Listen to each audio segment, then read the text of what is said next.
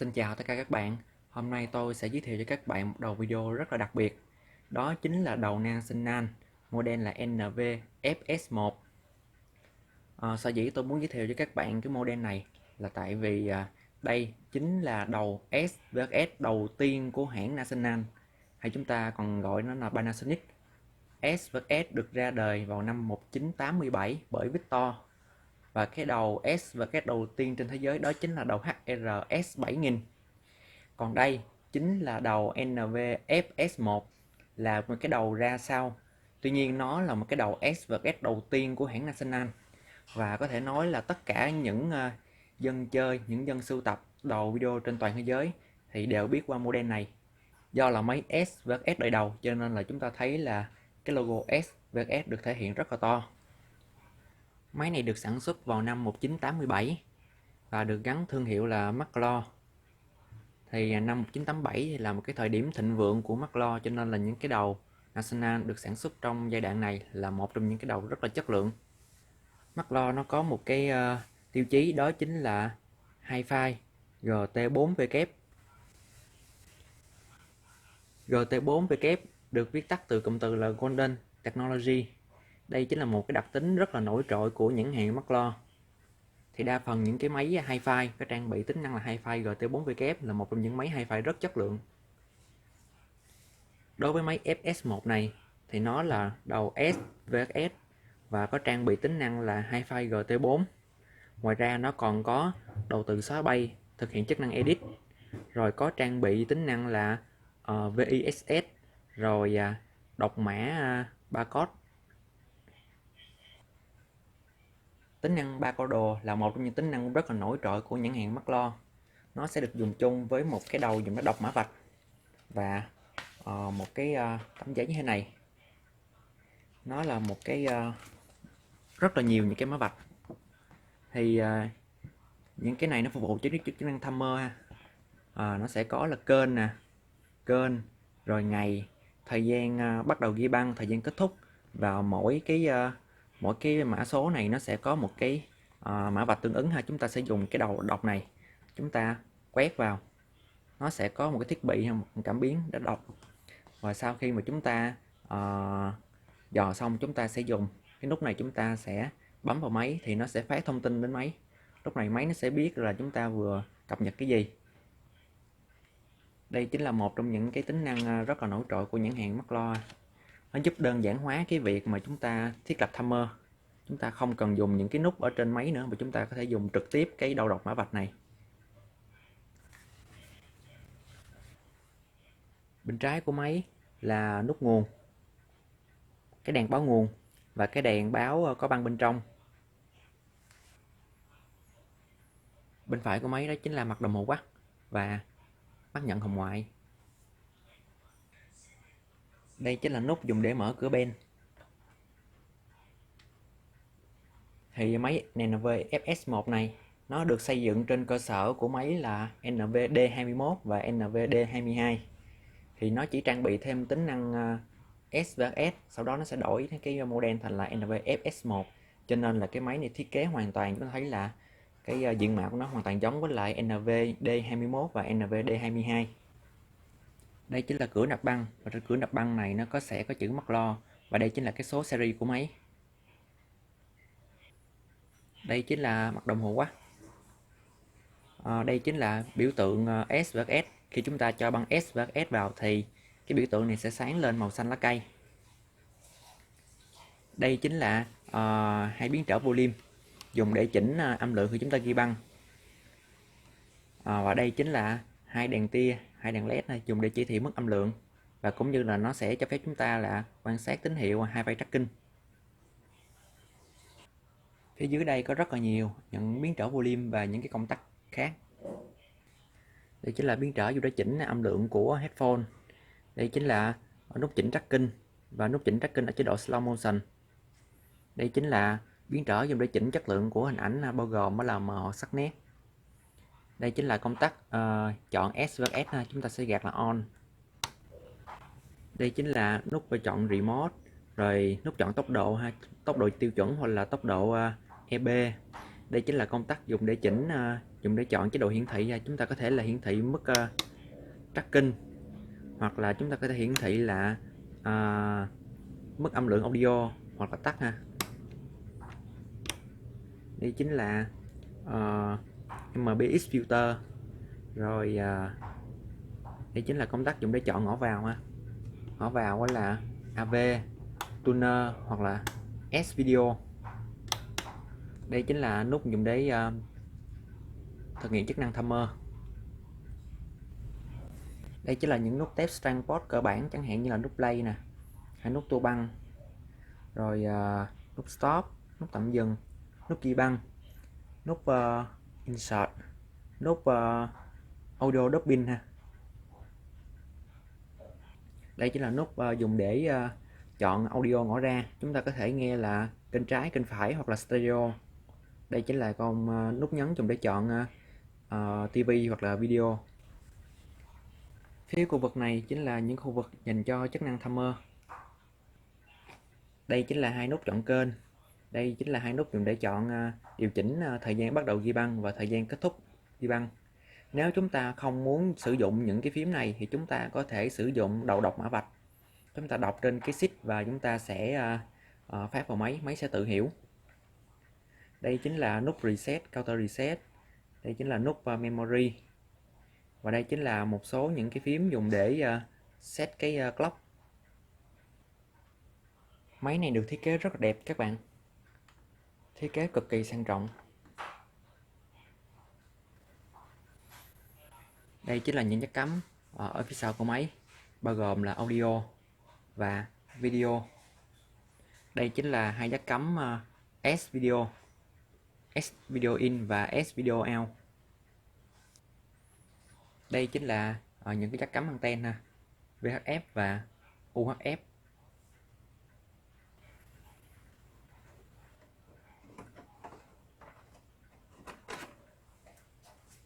Đây chính là bên trong của máy. Phần dàn cơ được đặt ở phía bên trái, và phía trên này chính là dùng để là một tấm mạch dùng để xử lý tín hiệu. Tấm mạch main này là tấm mạch dùng để điều khiển hệ thống và servo. Ngoài ra trên đây nó còn cắm những cái mạch dọc để dùng để xử lý tín hiệu audio và video. Và phía dưới đây chính là bộ nguồn xung của máy. Bộ nguồn xung của máy được đặt ở phía bên phải. Ngoài ra phía bên trái của máy nó còn có một cục tăng phô nữa. Thì cục tăng phô này là dùng để cấp nguồn cho mạch audio.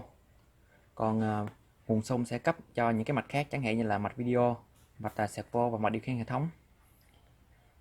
Tại vì máy này sử dụng công nghệ là GT4 Golden Technology, cho nên là âm thanh của nó rất là tốt.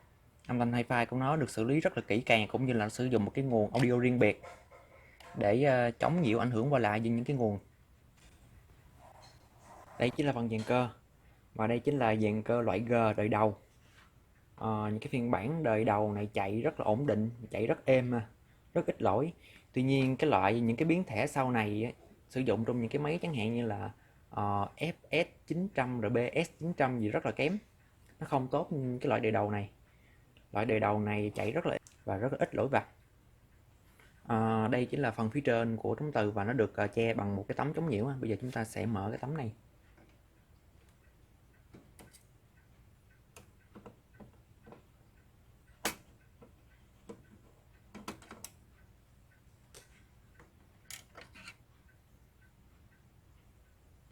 Trên đây có tổng cộng là 7 mép từ, bao gồm đó là một cặp mép SB, một cặp mép LB, một cặp mép hi-fi và một mép từ dùng để xóa hình, thực hiện chức năng insert.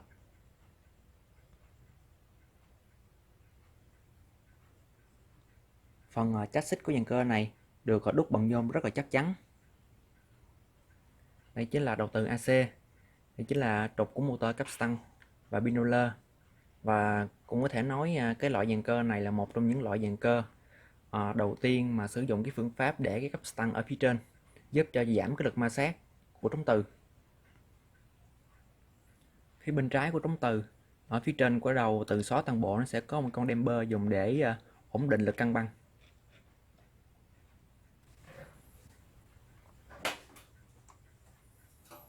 Đây chính là phía dưới của máy.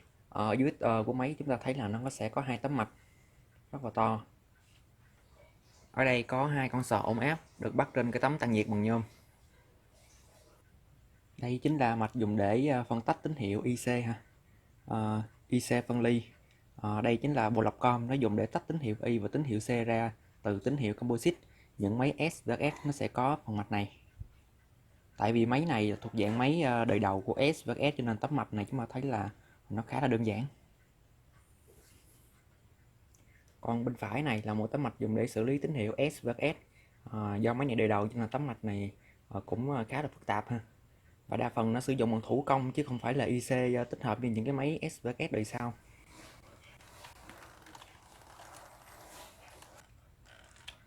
Đây chính là tấm mạch để xử lý tín hiệu S và S nè. Thì chúng ta thấy là nó làm hoàn toàn bằng thủ công, những linh kiện analog mà rất là ít chip tích hợp đời mới. Đây chính là phần phía dưới của dàn cơ. Dàn cơ loại G nhưng mà ở những cái biến thể ban đầu nó rất là đơn giản.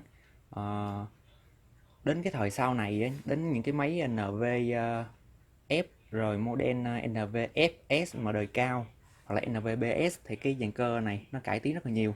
Thì tuy nhiên thì những cái dàn cơ cải tiến sau này thì nó chạy rất là kém. Còn cái loại biến thể ban đầu này, cái loại phiên bản ban đầu này chạy rất là bền và rất là êm. Đây chính là dây Cobra, có răng nha, nó chống trượt. Đây chính là bánh răng của hai càng lót đinh. Đây chính là buli chính. Đây chính là phía dưới của hai reel và một cái bộ giảm tốc dạng bánh răng hành tinh và cam. Thì tôi có một cái clip giới thiệu về cách canh chỉnh và ráp bánh răng cho dạng cơ loại này từ rất là lâu rồi. Thì các bạn có thể xem lại những cái chuỗi clip đó để chúng ta có thể là tự khắc phục những cái lỗi cơ bản.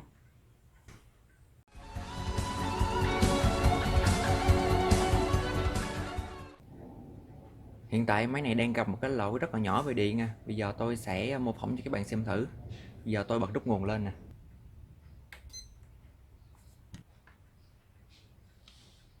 Khi bật nút nguồn thì đèn nguồn vẫn sáng. Hai đèn của Hi-Fi vẫn sáng màu đỏ và đèn S và S sẽ sáng. Tuy nhiên thì cái đồng hồ watt này nó không hiển thị hết các bạn. Đồng hồ watt này nó hoàn toàn là tối thui luôn. Cho nên bây giờ chúng ta sẽ cùng nhau sửa cái lỗi này. Lúc trước thì tôi đã làm clip giới thiệu về cái cách sửa của cái đèn watt này ở trong clip giới thiệu về đầu HRZ1. Thì các bạn có thể là tham khảo vào clip đó. Thì tôi cũng nói lại luôn là một cái đèn watt nó muốn sáng được là nó cần có 3 yếu tố. Thứ nhất là nó phải có cần cái áp cho sợi dây nung, cái áp AC. Thứ hai là một cái nguồn cao áp để cho phóng điện để mà cái đèn nó sáng được. Và thứ ba chính là cái mạch điều khiển cho cái đèn watt này hiển thị những cái nét. Đối với máy HRZ1 thì bị mất cái nguồn cấp cho cái dây nung. Còn đối với máy này thì tôi cũng đã kiểm tra ha, thì nó không có bị mất cái áp dây nung mà nó bị mất cái nguồn trừ cao áp các bạn. Nguồn trừ cái áp thường nó là trừ 30V hoặc là trừ 35V ha. Thì đây chính là cái mạch main của máy và cái bộ nguồn thì để trên mạch main này nó sẽ có cái connector 15 chân ha. Thì cái nguồn cao áp đó chính là nguồn ở cái chân số 10 ha. Chân số 10 đáng lẽ là nó phải là trừ 30V mới đúng, ở đây nó là 5V là sai các bạn. Sai rồi ha. Đúng ra phải là trừ 30 mới đúng. Bây giờ chúng ta sẽ cùng nhau lật cái tấm mạch lên, tìm đến bộ nguồn và xử lý bộ nguồn.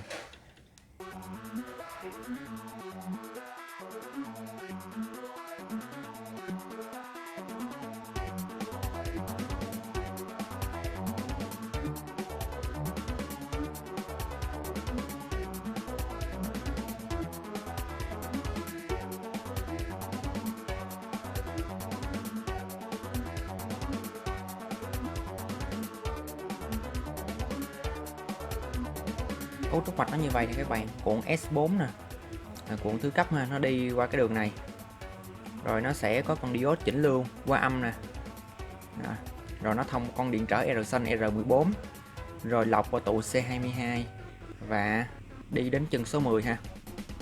Đây, nó có đi ngang con điện trở R14 này, thì thường nó thấy là nó hỏng điện trở xanh R14 hoặc là hỏng cái diode này. Vậy chúng ta đo thử R14 nha các bạn. R14 nó là 4,7 ohm ha.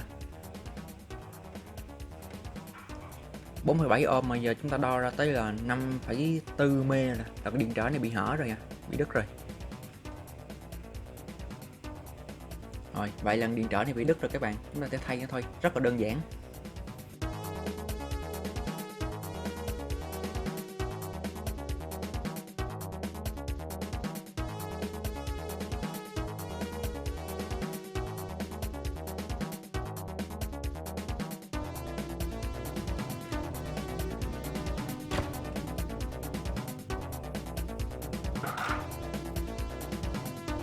Này, điện trở 4,7 ohm.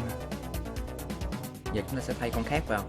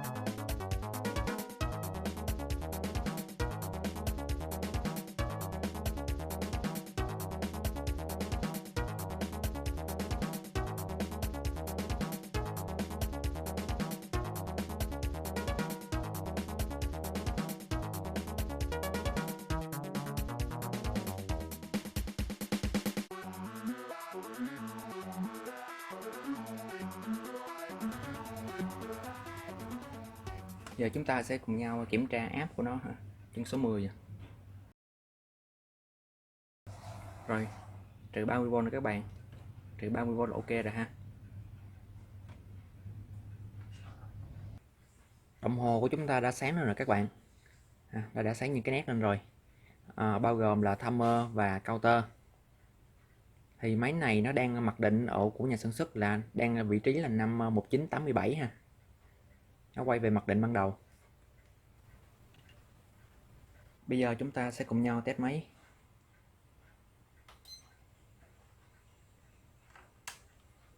Bây giờ đầu tiên thì tôi cho một cuốn băng thường vào thôi.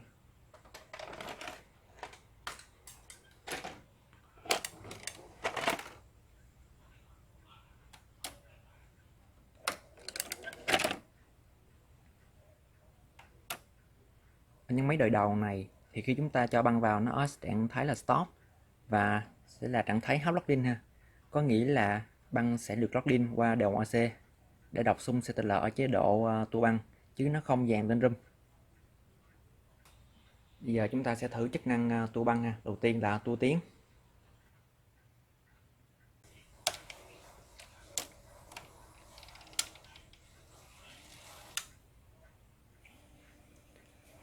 Tua băng cũng khá là khỏe. Máy này có sử dụng dây Cora có răng cho nên là tua băng nó không bị trượt.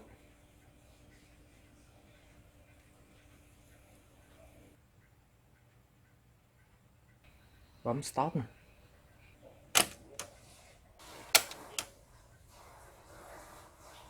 Bây giờ là tua ngược.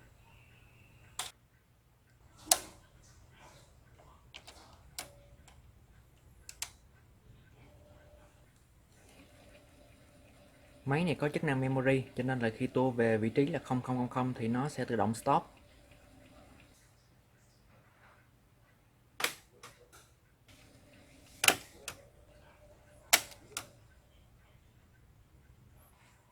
Bây giờ tôi sẽ bấm nút play nè.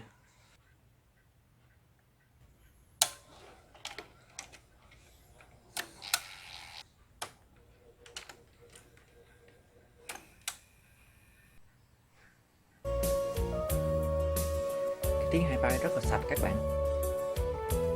Hình ảnh thì rất là đẹp ha và tiếng rất sạch.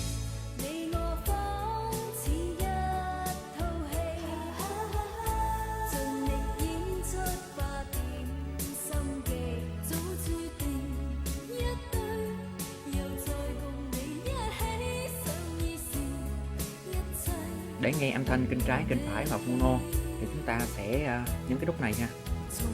Đây chính là kênh trái nè, kênh phải nè, mono và hi-fi stereo. Hi-fi stereo nghe rất là hay, tiếng cực kỳ sạch.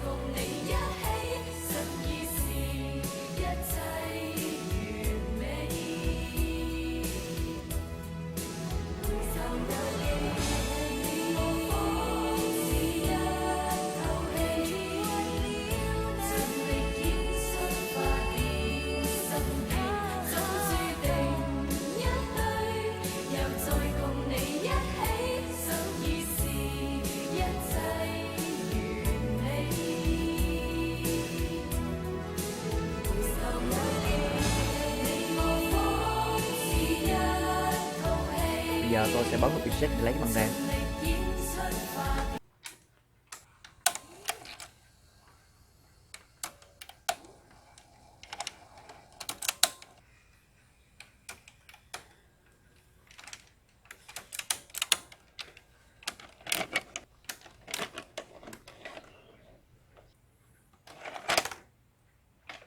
Bây giờ tôi sẽ cho một cuốn băng SVS vào. SVS thì chất lượng sẽ tốt hơn.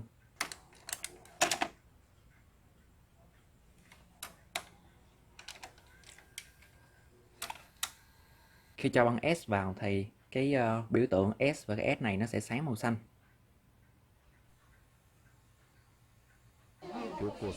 Chất lượng của S và S rất là tốt.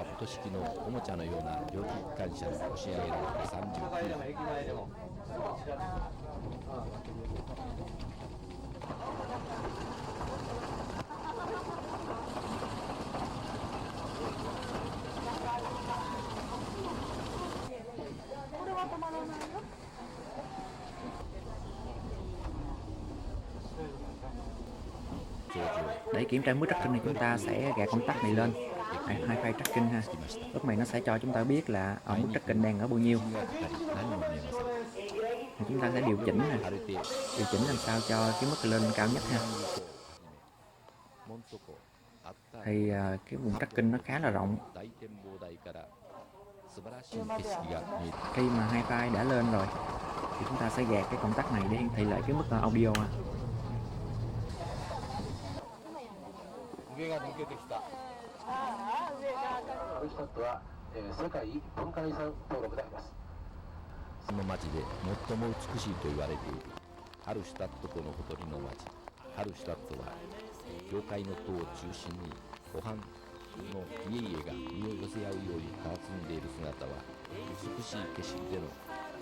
Giờ tôi sẽ lấy băng ra nè.